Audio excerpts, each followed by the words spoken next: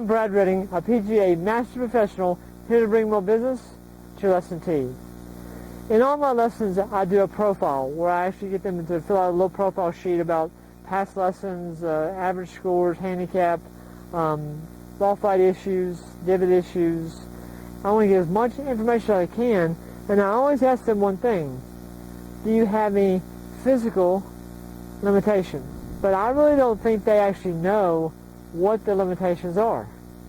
So I've kind of incorporated this assessment into my teaching, which has made it much more effective for me to change and fix some things that I before just couldn't quite change. I didn't know why.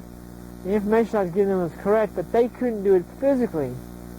So with the help of Dr. Greg Rose, Dave Phillips, and Don Donatucci, I have found some assessments that I can do that will help me get a better idea of what they can and can't do, and that way I can be much more effective as a teacher.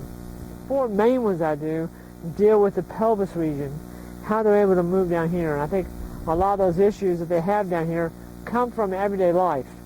You know, sitting in a chair a lot for hours upon hours, at a computer, answering the phone. They get into a position where they can't actually function this area very effectively. So the 4 assessments I do with their pelvis region are these. 1, I'll have them get into a golf posture, and what I want them to do is to tuck their rear end in and then back out. Now what I'm looking for is how this area moves. I don't want them to bob their shoulders up and down. I want them to move their knees. I'm looking for just the pelvis region. So once they get in this posture, address, okay, I'll have them tuck the rear end in. So the belt line's going to get very level here, and then it's going to get very tilted here. Very level again, and very tilted. I'm looking for just those orange dots and how much they're moving back and forth. Now the other one is more of seeing how much their pelvis can turn or rotate and swing. So golf posture again, right? I want them to turn their pelvis, their hips around, okay?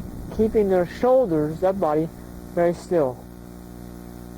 The third one I do is kind of the opposite. I want to see how much they can move their back and chest and shoulders or trunk without moving this. More of a separation between the lower and the upper half. So on the way back, have them move their shoulders back and through, keeping their hips very still, but I want them to turn on the angle they set up on. In other words, they tilt over, I don't want to see that or that. That's not really turning, per se, okay? So if I get them in a golf posture again, I need for this shoulder to go down, and this goes back up. So they're actually turning on the angle they set up on.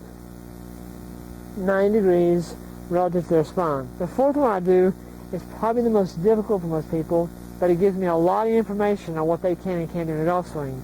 I'm sure you've all seen this early extension golfers make on the way through. Now, early extension could come from 1, a swing path issue, or 2, it could be a limitation in their body and what they can and can't do. Right? So it's called a deep squat. Now what I have to do is hold the golf club a little wider than shoulder width over their head. And here's the deal. The club can't go forward. It's got to stay over their head. Okay?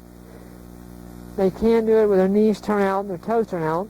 So the toes are facing straight ahead. The knees are facing straight ahead.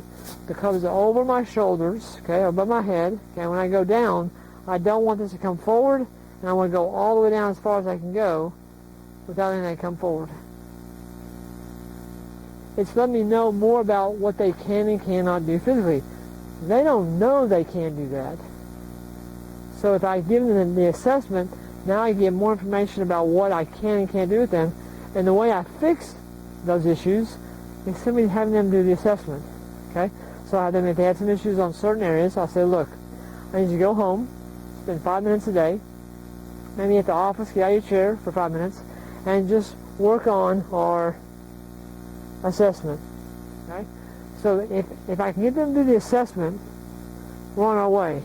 If they are so severely where they can't possibly make any of those motions, I have a TPI certified physical instructor that I'll send them to, and I say, look, if you go to this guy, spend about 3 or 4 weeks with him, okay, and actually let him help you, give you some exercises to do that will strengthen those areas and get those areas better. When you come back, we'll do the assessment again, and we'll see what's going on.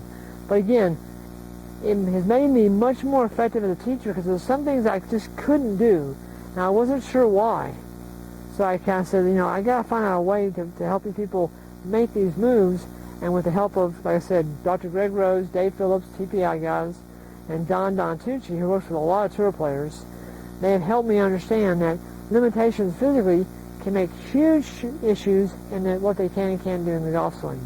So again, I think if you use those assessments, okay, do a little research there on how these work, okay, and I think you'll be much more effective as a teacher, and they make you look much more professional, because they'll say, this guy really understands his stuff, and now I know why I couldn't do what I didn't do. So Greg always told me, he said, Brad, if you don't assess, it's just a guess. And that's what people do. They guess what they can and can't do. When I do the assessment, I know for sure what they can and can't do. So maybe put those in your teaching. I think it'll make you much more effective as a teacher, much more professional, and bring more business to your lesson too.